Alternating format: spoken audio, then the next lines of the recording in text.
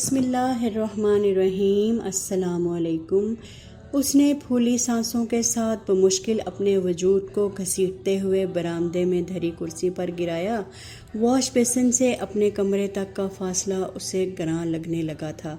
چلتی سانسوں کا شور کچھ کم ہوا تو ادھر ادھر کھیلتے کودتے پوتی پوتیوں کی آواز نے کان سے ٹکرائیں، اور اس عمر میں یہ آوازیں اس کے لیے کسی موسیقی سے کم نہ تھیں۔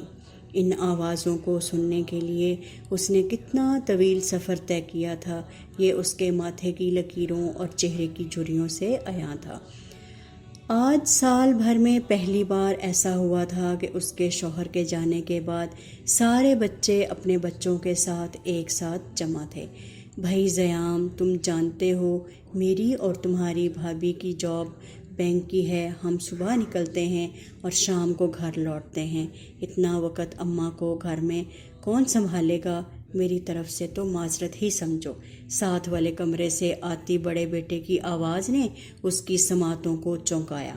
تو وہ سب اس لیے جمع ہوئے تھے کہ فیصلہ کر سکے کہ اماں کو کون رکھے گا۔ اور میں، سلمان بھائی، آپ تو جانتے ہیں میں تو رہتا ہی سسرال میں ہوں۔ وہ مجھے بڑی مشکل سے برداشت کرتے ہیں، اماں کو کیسے برداشت کریں گے؟ بڑے بھائی کو ہاتھ جھاڑتا دیکھ کر منجلا بیٹا بھی ایک طرف ہو گیا۔ دیکھا، اسی دن کے لیے میں تمہیں گھر دامادی سے منع کرتا تھا۔ اپنا کماتے تو آج اپنی مرضی تو کر سکتے تھے۔ منجلے کی بات پر بڑے بیٹے نے اس کو دبانا چاہا۔ ہاں تو آپ بھائی اپنا کماتے ہیں، آپ کر لیجئے نا اپنی مرضی۔ منجلے نے لحاظ بالائے طاق رکھتے ہوئے آئینہ دکھا دیا۔ جوں جوں بحث بڑھتی جاتی تھی، لہجوں کی تلخی میں بھی اضافہ ہوتا جا رہا تھا۔ چند منٹوں کی بحث کے بعد یہ ہوا کہ وہ احترام جو ان بھائیوں میں موجود تھا وہ محض ایک ہوائی لحاظ تھا جو اب اڑن چھو ہو چکا تھا۔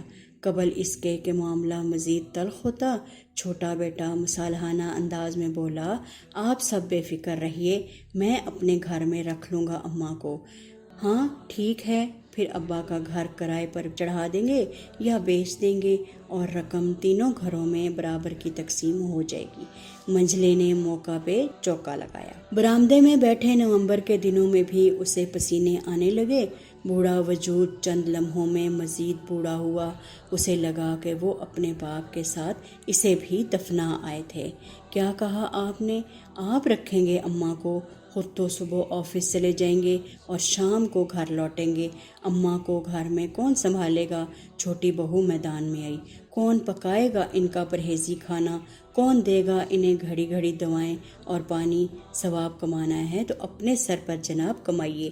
کمرے میں کچھ دیر خاموشی چھائی رہی، پھر منجلی بہو اپنی نند کو مخاطب کرتے ہوئے بولی، نائلہ، یوں بھی اماں تم سے زیادہ اٹیچ ہیں، اگر اپنے ساتھ تم رکھ لو تو شاید یہ اماں اور تمہارے لیے ٹھیک رہے گا، وہ تمہارے بچے بھی سنبھال لیا کریں گی۔ اکلوتی نند اس خیال پر چڑ سی گئی۔ بھابھی، اس سے اچھا خیال تو آپ کے دماغ میں آ بھی نہیں سکتا تھا۔ اماں تو بچے سنبھال لیں گی، لیکن میری ساس کو کون سنبھالے گا؟ بالائی منزل میں رہتی ہے، دن بھر آتے جاتے لوگوں کو گھورتی ہیں، اماں کو دیکھ کر میری جان کھا جائیں گی۔ اور احتشام، انہیں تو آپ جانتے ہی ہیں، وہ کیا نہیں کہے گا کہ میری اماں کو تو تم نے اپنے ساتھ نہیں رکھا، تم اپنی ماں کو کس منہ سے میرے گھر لائی ہو؟ اور نہ بھی کہے تب بھی ان کا مزاج ایسا ہے کہ وہ تو پرائے مہمان کو ایک دن سے زیادہ برداشت نہیں کرتے، کجا کہ میں اماں کو مستقل طور پہ اپنے گھر میں رکھ لوں۔ سینے کی گھٹن کچھ اور بڑی تھی۔ ماضی کی یادیں ایک ایک کر کے اس کے دماغ کے پردے پر دستک دینے لگیں۔ بڑھاپا بھی عجیب شے ہے، سب بھلا دیتا ہے سوائے ماضی کے۔ وہ جب بیاہ کر اس گھر میں آئی تو اپنے بڑے سے گھر کے سامنے یہ گھر چھوٹا لگا کرتا۔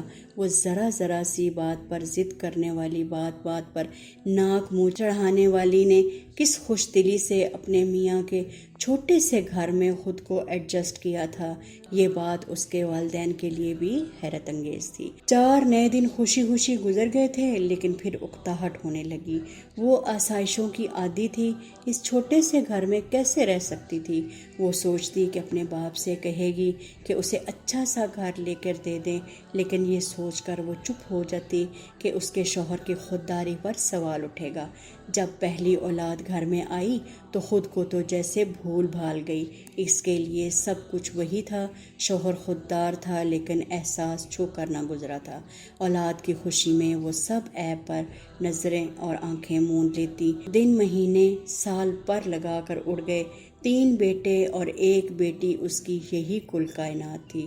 وہ انہی دنوں میں گم تھی کہ ایک یتیم رشتہ دار بچی نے اس کی ممتا کو جگایا۔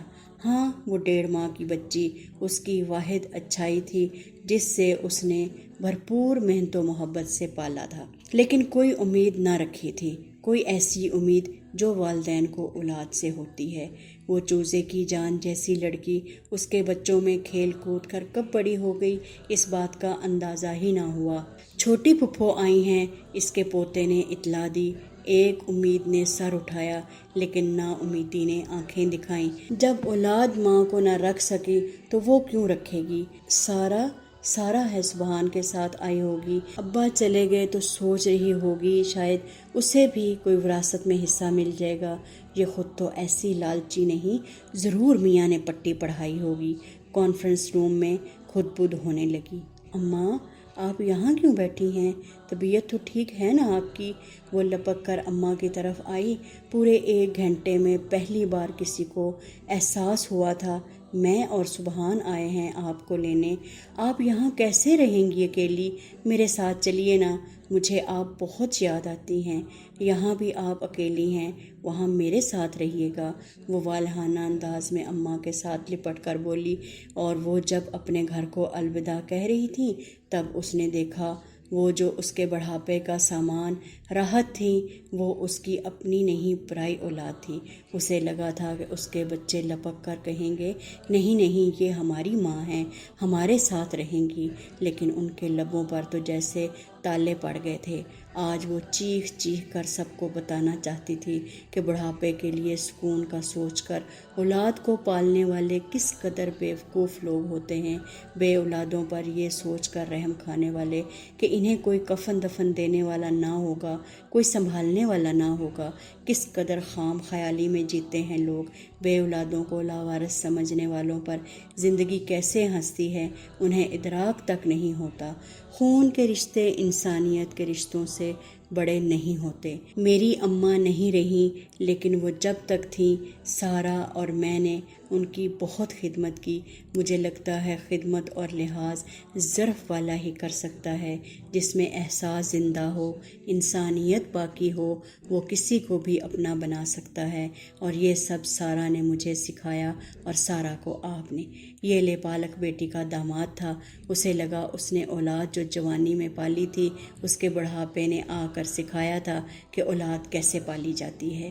گاڑی میں سوار ہوتے ہوئے سارا نے اپنی منہ بولی بہن کے کسی سوال کے جواب میں کہا، کوئی پوچھے تو کہہ دینا اماں کو اس کی بیٹی نے اپنے ساتھ رکھ لیا ہے، جیسے اماں نے اس وقت ساتھ رکھا تھا جب اسے کسی نے گھر میں نہیں رکھا تھا۔ لك الوجود يا شريك